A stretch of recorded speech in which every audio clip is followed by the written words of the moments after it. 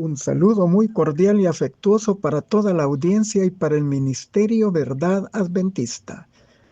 Damos gracias al Señor por el estudio del primer trimestre en las lecciones de la escuela sabática bajo el tema general Un puente entre el cielo y la tierra, Cristo en las epístolas de Filipenses y Colosenses, y por iniciar el estudio de la lección número 8 programado para el sábado 21 de febrero, la preeminencia de Cristo. Cristo es la imagen del Dios invisible, el primogénito de toda la creación.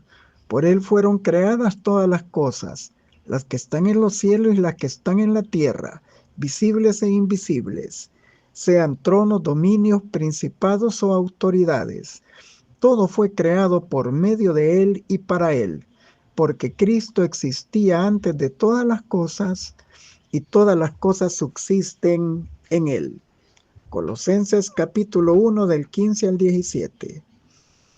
Reanudamos el estudio de la epístola de Pablo a los Colosenses, tal como lo hicimos en la lección 1 y 2, donde mencionamos, entre otras cosas, que el apóstol intercedía por ellos para que vivieran en armonía con la voluntad de Dios. Y esto lo hacía ya que debido al poder de nuestro Señor Jesucristo, por su redención, nos ha liberado del poder de las tinieblas y nos ha trasladado al reino de su amado Hijo, en quien tenemos redención por su sangre, el perdón de los pecados. Colosenses 1, 13 a 14.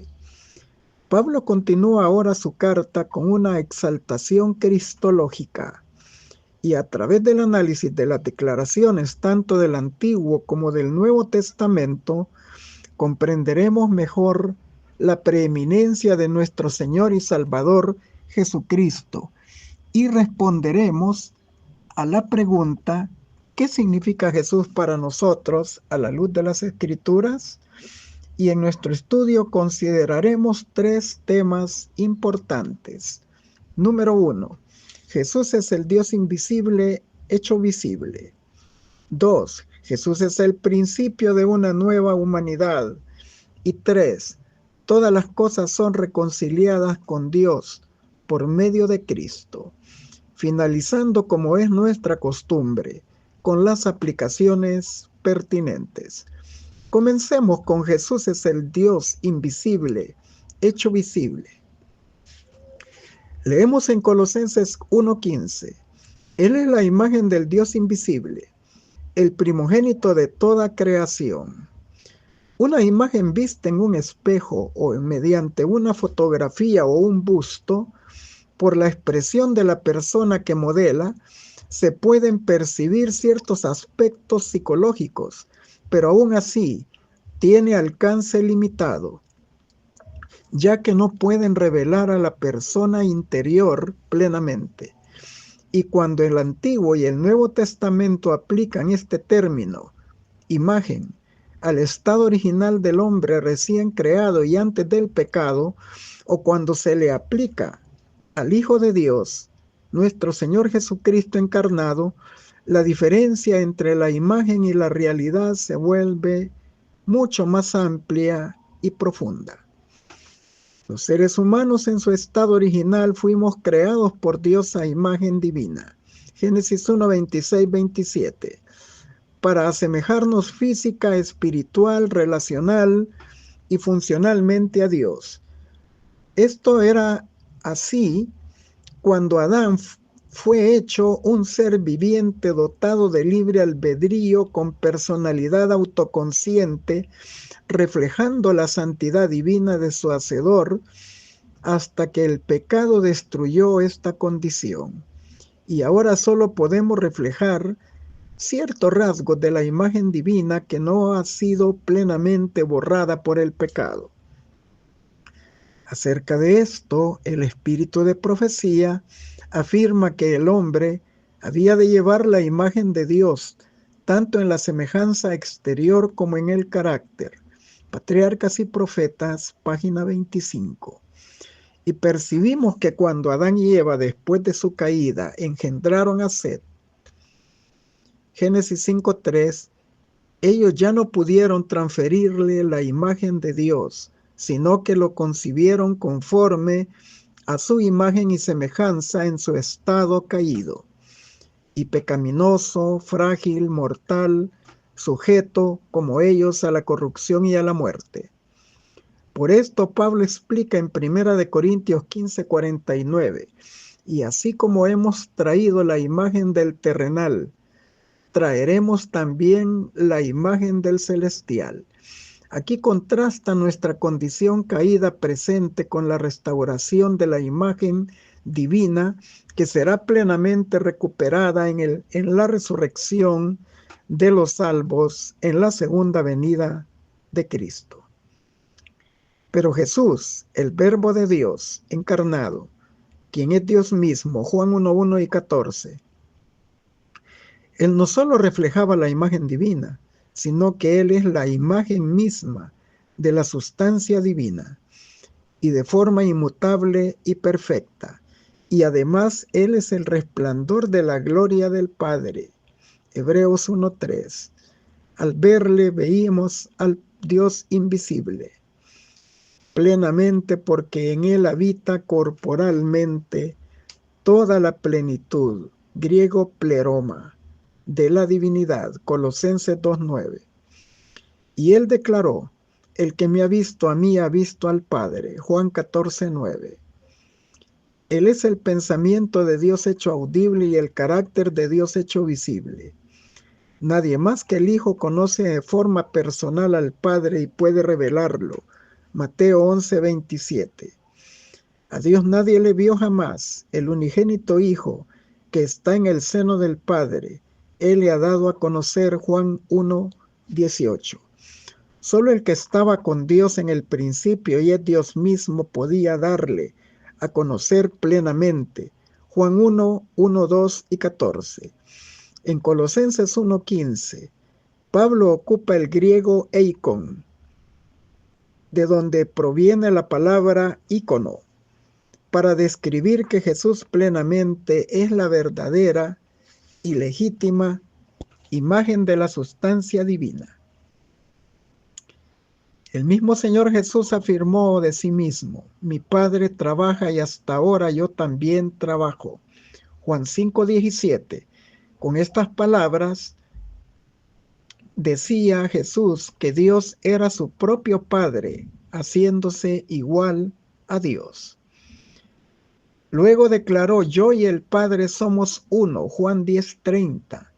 Las palabras de Cristo fueron consideradas por los fariseos una blasfemia, diciéndole, porque tú siendo hombre te haces Dios en el versículo 33, indicando que Jesús nunca ocultó su identidad divino-humana. Y luego añadió, nadie viene al Padre sino por mí, Juan 14:6. No hay salvación en ningún otro nombre bajo el cielo, solo en Jesús. Hechos 4:12. Tampoco hay otra manera de tener acceso al Padre sino por su única y exclusiva mediación. Primera de Timoteo 2:5. Jesús aplicó a su propia persona el nombre divino revelado a Moisés en la zarza ardiente, que no se consumía.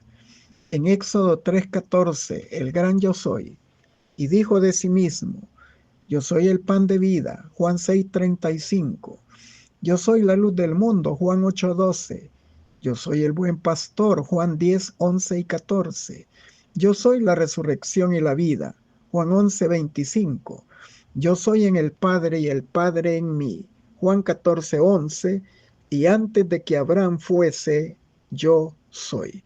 Juan 8:58.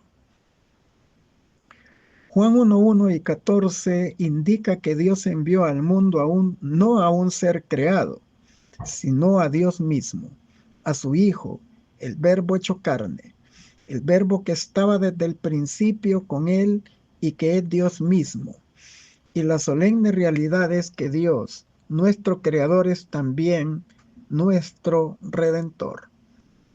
Ahora Pablo añade, otro atributo a Cristo en Colosenses 1:15 diciendo, Él es la imagen del Dios invisible, el primogénito de toda la creación.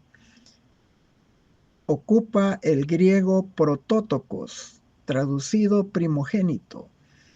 Y si descomponemos esta palabra griega, protos quiere decir primero, principal, jefe, el más notable, el más noble, prominente, distinguido, excelente, alto, etc.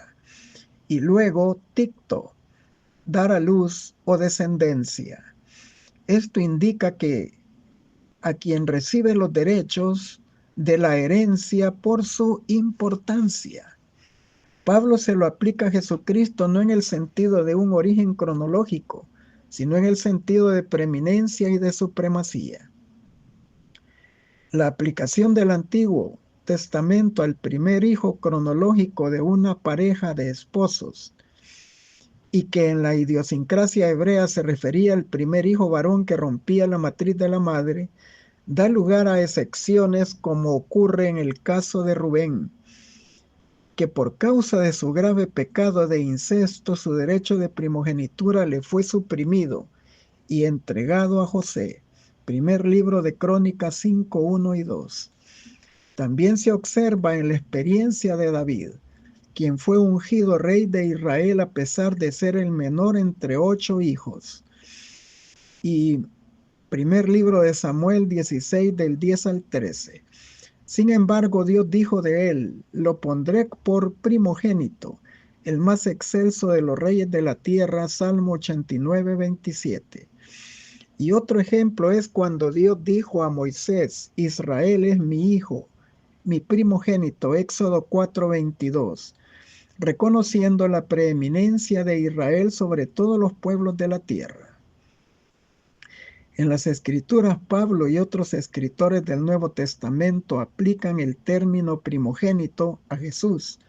Romanos 8:29, Hebreos 1:6, Apocalipsis 1:5, para enfatizar la relación especial que un hijo tiene con su padre, independientemente del origen en que haya nacido respecto de sus demás hermanos. Leemos en Colosenses 1 del 15 al 17, Él es la imagen del Dios invisible, el primogénito de toda creación, porque en Él fueron creadas todas las cosas, las que hay en los cielos y las que hay en la tierra, visibles e invisibles, sean tronos, dominios, sean principados, potestades, todo fue creado por medio de Él y para Él, y Él es antes de todas las cosas y todas las cosas en Él subsisten. Pablo aquí presenta a Jesús también como preexistente a todas las cosas que Él creó. Él es el creador de todo lo que existe y sustenta todo lo que Él creó. Además, todo lo que existe fue creado por Él y para Él. Colosenses 1:16. Jesús es el agente personal mediante el cual la deidad llevó a cabo el proceso de la creación. Efesios 3:9, Juan 1:1 al 3, Apocalipsis 4:11. Jesús creó todas las cosas, aquí todo significa todo, espacialmente el cielo y la tierra, ontológicamente lo visible y lo invisible, y funcionalmente tronos, dominios, principados y potestades, que son términos que normalmente se refieren a los ángeles. Efesios 3:10, Efesios 6:12. Y Pablo aquí da las evidencias para rechazar cualquier tipo de culto a los ángeles, ya que la adoración es para el Creador y no a las criaturas. Romanos 1:25. Además, Jesús existía antes de todas las cosas. Colosenses 1:17. Indicando una precedencia tanto en sentido jerárquico como cronológico, y todas las cosas subsisten en Cristo. Colosenses 1:17. Y finalmente Pablo usa el verbo griego sinistemi, reunir o unir, para indicar que Jesús es el factor unificador del universo, en su calidad de creador, redentor y sustentador de todo lo que existe. Debemos reconocer entonces que el creador de todo lo que existe y que sustenta el macrocosmos puede también sostener el microcosmos y también nuestras vidas. Continuamos con Jesús, es el principio de una nueva humanidad. Leemos en Efesios 1:22, y sometió todas las cosas bajo sus pies, y lo dio por cabeza sobre todas las cosas a la iglesia. Pablo presenta aquí de forma metafórica a la Iglesia de Dios como una institución cuya existencia vital depende de su conexión con Cristo, ya que usa una metáfora para afirmar que la Iglesia de Dios es el cuerpo místico de Cristo, en donde Cristo es la cabeza, quien le da vida y dirección. La aplicación a Jesús del término cabeza denota su posición preeminente de liderazgo y autoridad sobre la iglesia. En el Antiguo Testamento la palabra hebrea rosh se traduce cabeza, pero en algunas traducciones bíblicas se traduce jefe para denotar liderazgo y autoridad. Éxodo 18:25, Deuteronomio 28:13, Isaías 7:8 y 9:15, Números 31:26, Oseas 1:11, Miqueas 3:9. También en el Nuevo Testamento, Pablo aplica el término cabeza a Cristo en 1 Corintios 11:3. Cristo es la cabeza de todo hombre. Y en Efesios 1:22, y sometió todas las cosas bajo sus pies, y lo dio por cabeza sobre todas las cosas a la iglesia. Y en Efesios 5:23, porque el marido es cabeza de la mujer, así como Cristo es cabeza de la iglesia, la cual es su cuerpo, y él es su Salvador. Colosenses 2:10, y vosotros estáis completos en él, que es la cabeza de todo principado y potestad. Aquí se utiliza el griego kefalé, cabeza, gobernante, señor. Por lo tanto, Cristo como cabeza de la iglesia provee el liderazgo, la orientación y el sustento necesarios para la unidad y crecimiento de su pueblo. Colosenses 2:19. También significa que posee autoridad suprema constituida por el Padre sobre la iglesia. Él es su fuente de crecimiento y de vida espiritual. Él es su protector y provisor, que le da la dirección moral y doctrinal para que cumpla su misión en este mundo. Ahora, en 1 Corintios 12, del 12 al 27, Pablo no menciona a Cristo como cabeza en este pasaje específico, cuando presenta la metáfora de la iglesia como cuerpo u organismo vivo, pero relaciona a la iglesia con Cristo en el versículo 12. Y debemos de tomar en forma contextual todas las declaraciones que ya Pablo había hecho y dio acerca de la supremacía de Cristo y su autoridad como fuente de energía y dirección de la iglesia. De acuerdo con lo anterior, ningún ser humano puede ocupar este lugar sobre la iglesia, que es el lugar exclusivo para Cristo, dentro del gobierno bíblico teocrático.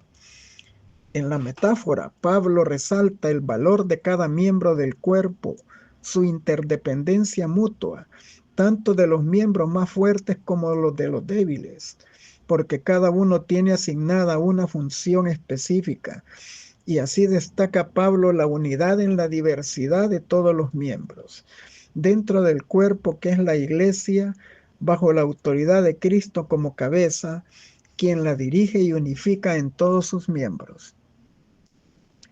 La unidad, la edificación y el crecimiento de la iglesia es un milagro continuo de Cristo, y solo cuando el cuerpo obedece a la cabeza, la misión de Cristo avanza en el mundo. La vida puede resultar mucho más difícil cuando se pierde o lesiona una de los miembros o partes del cuerpo, pero el cuerpo no puede vivir sin la cabeza. A menudo no reconocemos cuán importante es algo hasta que lo perdemos.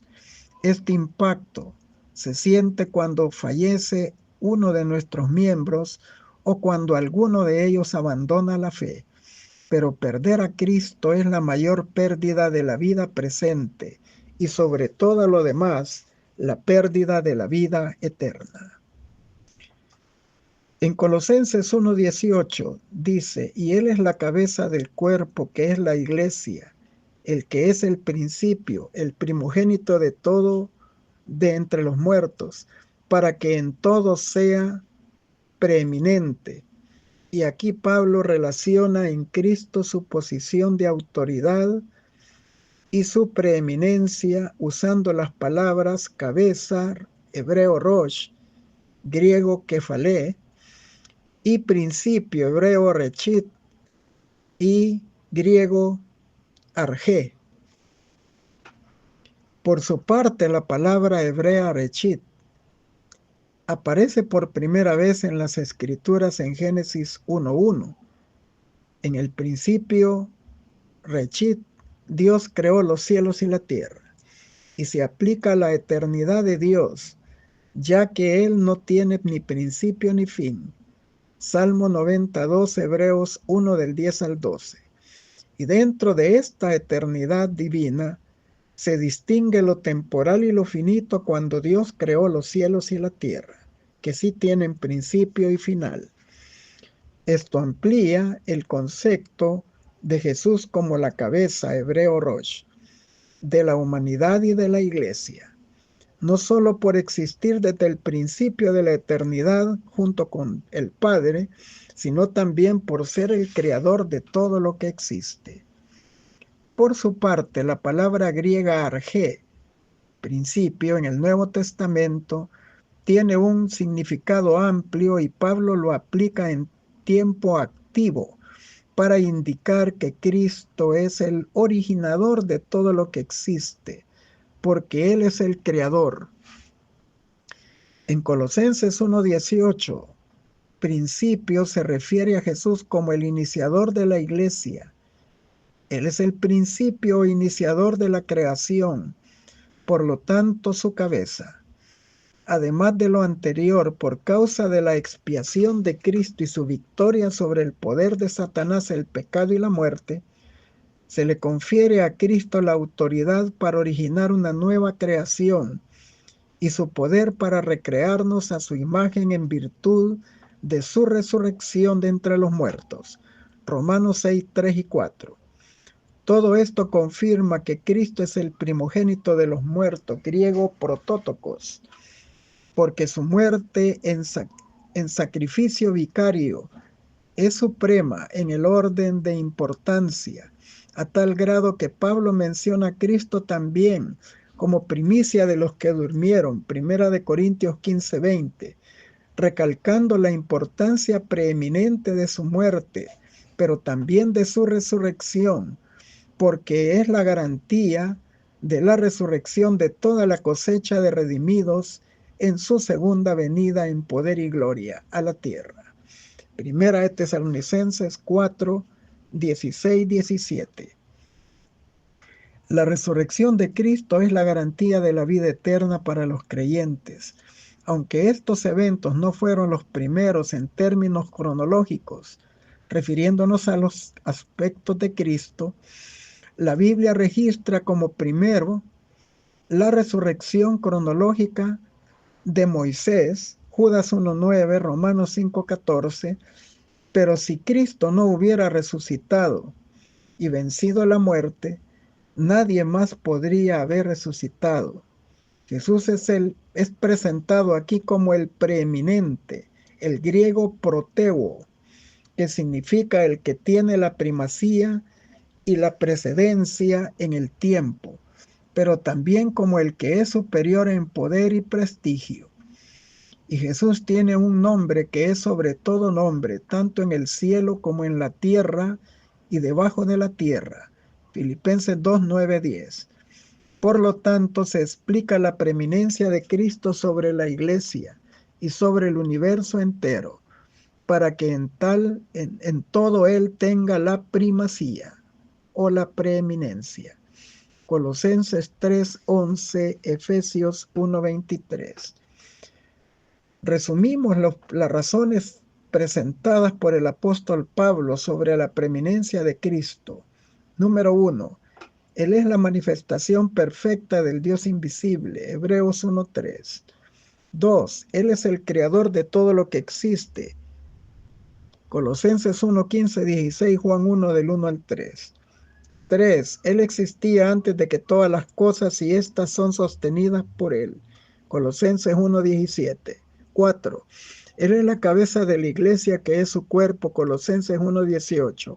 5. Él es el iniciador de la creación y de la nueva creación, Colosenses 1:16, 2 Corintios 5:17, Hebreos 12:2. 6. Él obtuvo la victoria sobre el pecado y la muerte, y lo que le dio el derecho de resucitar a quienes ponen su confianza en Él como Salvador. Romanos 1:4, 1 Corintios 15:20 al 22, Hebreos 2:14, 15. Y 7. Jesús siempre existió, pero ahora tiene la preeminencia como cabeza de la humanidad y de la iglesia. Colosenses 1:18. Continuamos con todas las cosas son reconciliadas con Dios por medio de Cristo. Y leemos en Colosenses 1:19 y 20. Por cuanto agradó al Padre que en él habitara toda la plenitud y por medio de él reconciliar consigo todas las cosas, así las que están en la tierra como las que están en los cielos, haciendo la paz mediante la sangre de su cruz. Pablo aquí utiliza la expresión griega muy interesante para concluir su descripción de Jesús, señalando que la plenitud del Padre habitó en él, en su sabiduría y en su poder creador, en su amor infinito, y él vivió entre los hombres la plenitud del Padre lleno de gracia y de verdad. Colosenses 2:9, Juan 1:14. Según este pasaje, esa plenitud abarca eternidad y existencia autónoma de Dios, y su poder para crear y recrear, y su sabiduría manifestada en su victoria sobre el pecado y la muerte, mediante el instrumento más inimaginable, la cruz. El objeto más ignominioso que se transforma en un testimonio de su amor eterno por cada ser creado, donde Dios no solo reconcilia, sino también se entrega. Juan capítulo 3, versículo 16. La crucifixión de Cristo fue el centro del plan de la redención y de sus eternos e inmensurables beneficios a la vista del universo. Entre ellos está la reconciliación, griego apokatalazo, que fue una de las iniciativas divinas hechas realidad por la muerte de Cristo en la cruz, donde Dios elimina toda enemistad y restaura la paz del universo. Segunda de Corintios 5:21, Colosenses 1:19 y 20. Esto implica la justificación, es decir, la restauración de nuestra relación con Dios, rota por el pecado,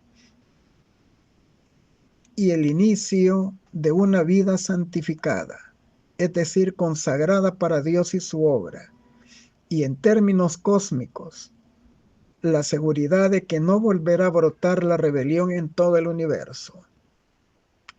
La reconciliación es universal, pero con aplicación relacional.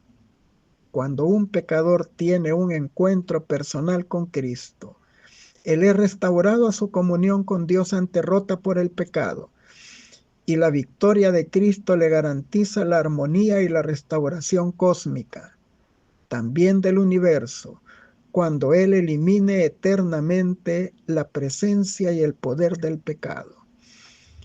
En su segunda venida de Cristo, y venga, como dijo Pedro en Hechos 3:19 al 21, el tiempo de la restauración de todas las cosas, tanto humanas como celestiales y universales. Pablo se refiere a esta demostración universal en el contexto del discipulado en pos de Cristo. Hemos llegado a ser un espectáculo, dice él, para todo el universo, cosmos, tanto para los ángeles como para los hombres. Primera de Corintios 4:9. No podemos sino darle la gloria y la honra a nuestro gran Dios y Salvador, Jesucristo. Finalizamos con las aplicaciones pertinentes.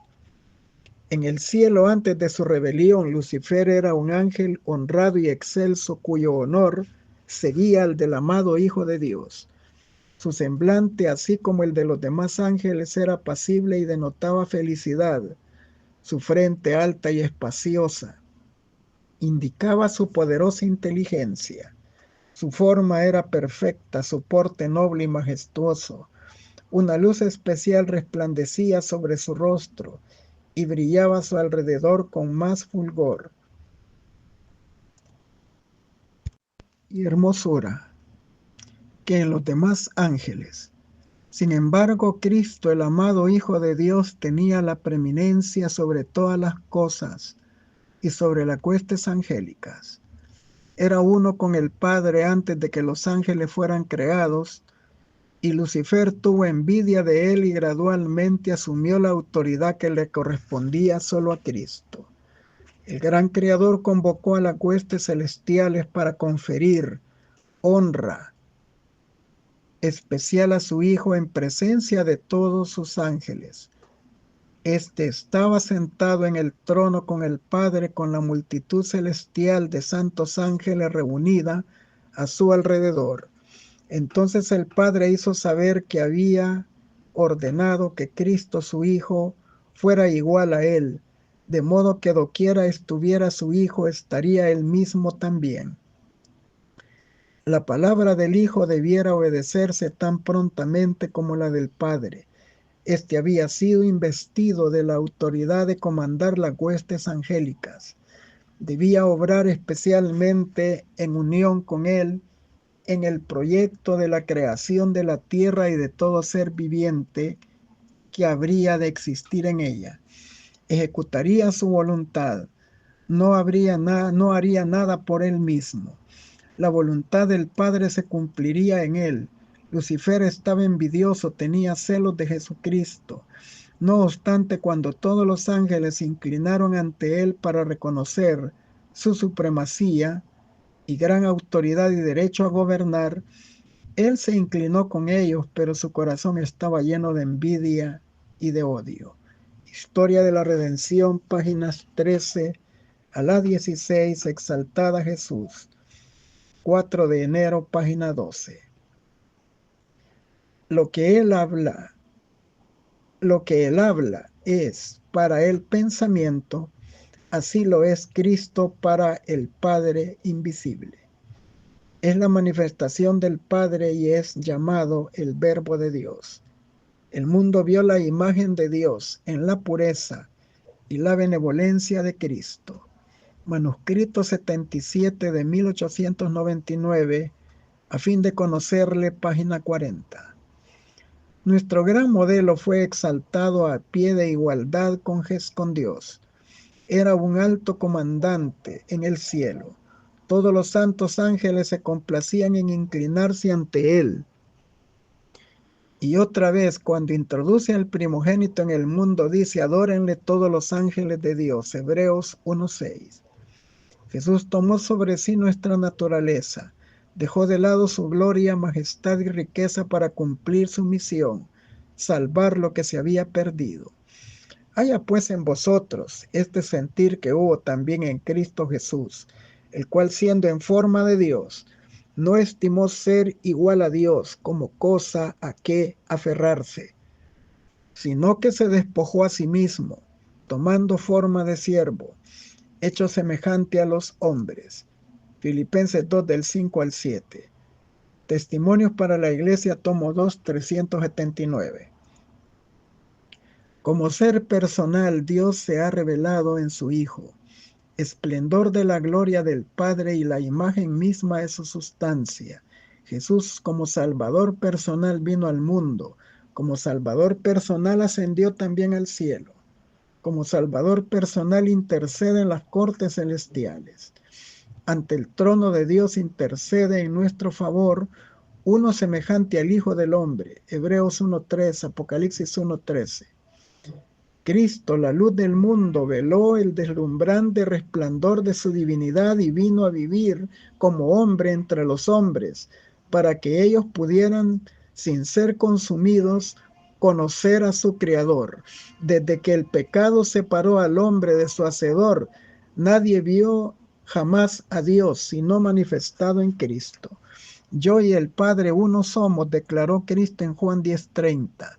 Nadie conoce al Hijo sino el Padre, ni al Padre conoce a alguno, sino al Hijo y a quien el Hijo quiere revelar. Mateo 11:27. Cristo vino para enseñar a los seres humanos lo que Dios quiere que sepan. Dios ve que se necesitaba una revelación más clara de su naturaleza para retratar a lo vivo su personalidad y carácter, y mandó a su Hijo al mundo para que manifestara en la medida en que la humanidad pudiera mirarlo, la naturaleza y los atributos del Dios invisible. Aquel que había estado en la presencia del Padre desde el principio, aquel que era la imagen expresa del Dios invisible, era el único capaz de revelar a la humanidad el carácter de la divinidad.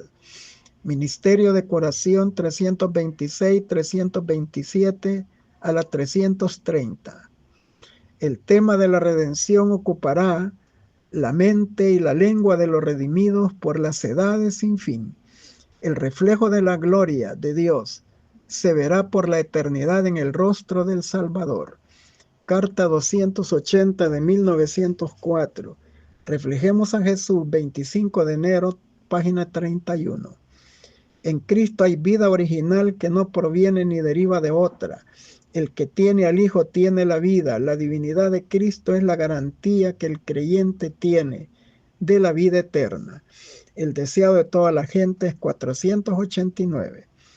Cristo no tenía mancha alguna de pecado, pero al tomar la naturaleza del hombre se expuso a los más crueles ataques del enemigo, a las tentaciones más sutiles, al dolor más profundo.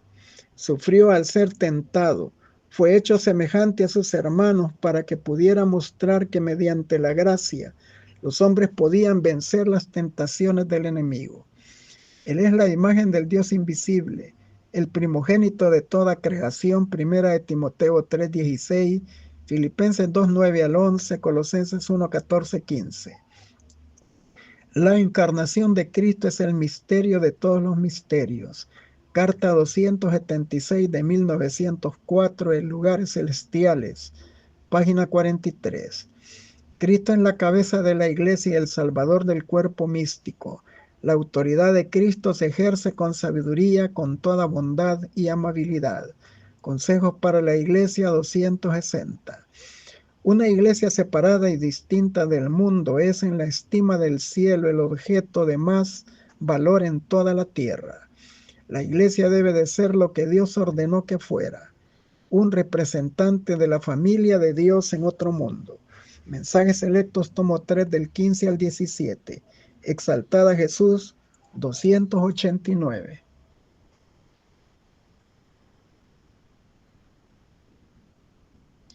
Cristo fue las primicias de los que duermen para la gloria del Padre. El príncipe de la vida debía de ser las primicias, la realidad simbolizada en la ofrenda mecida, porque a los que antes conoció también los predestinó para que fuesen hechos conforme a la imagen de su Hijo, para que Él sea el primogénito entre muchos hermanos. Romanos 8:29.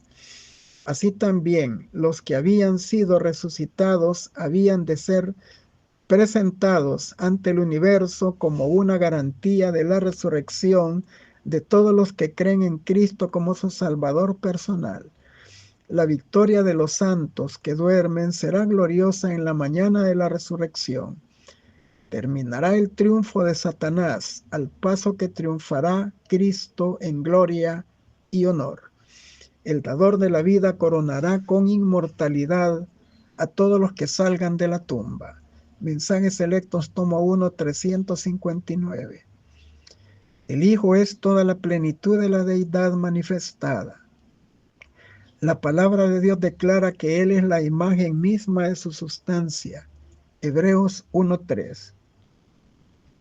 Testimonios especiales, serie B, tomos 7, 62 y 63. Cristo es el Hijo de Dios preexistente y existente por sí mismo. Al hablar de esta preexistencia, Cristo hace retroceder la mente hacia las edades sin fin. Nos asegura que nunca hubo un tiempo cuando Él no haya estado en estrecha relación con el Dios eterno, y era igual a Dios, infinito y omnipotente. Señales de los tiempos, 29 de agosto de 1900. Él es el Hijo eterno y existente por sí mismo. Manuscrito 101 de 1897. Todas estas citas en el Evangelismo. Página 446.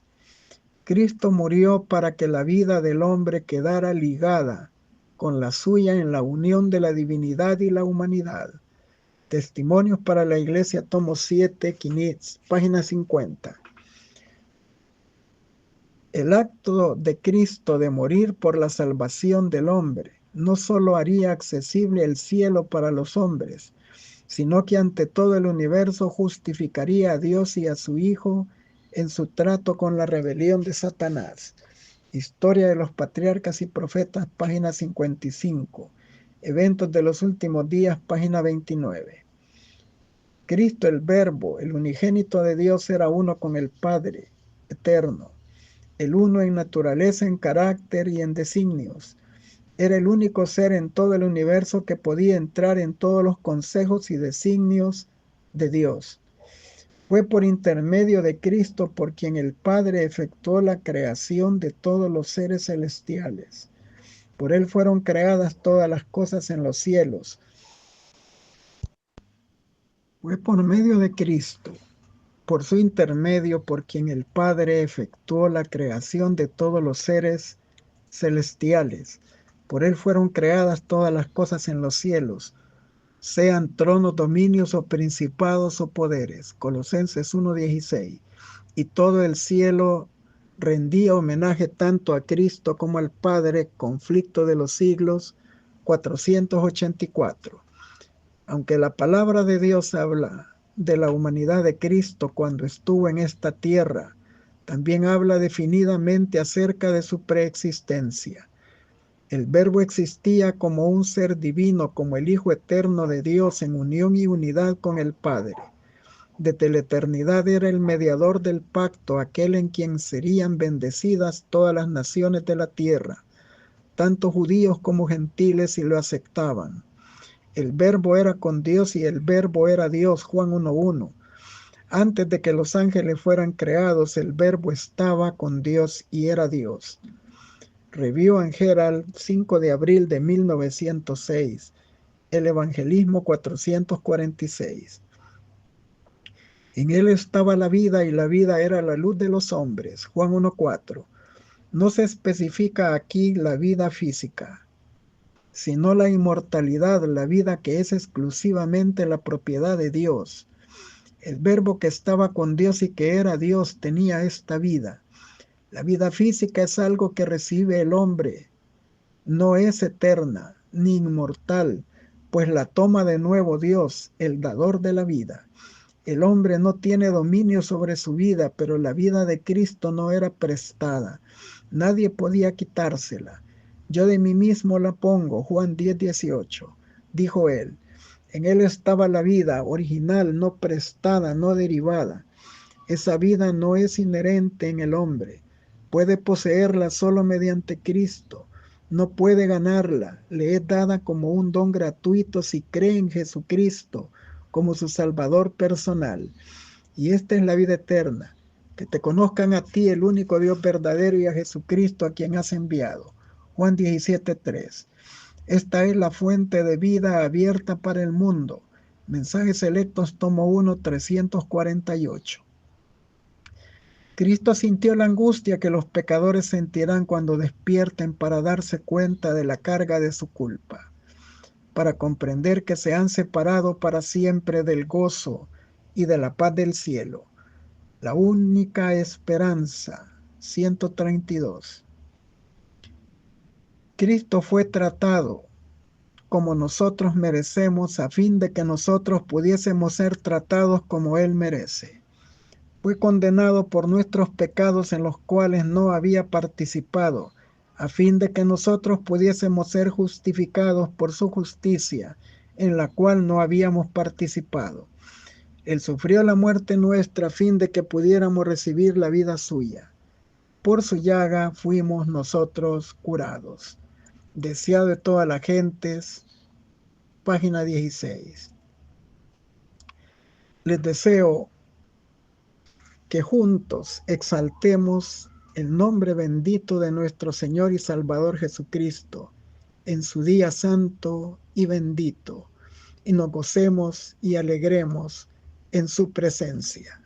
Bendiciones para todos.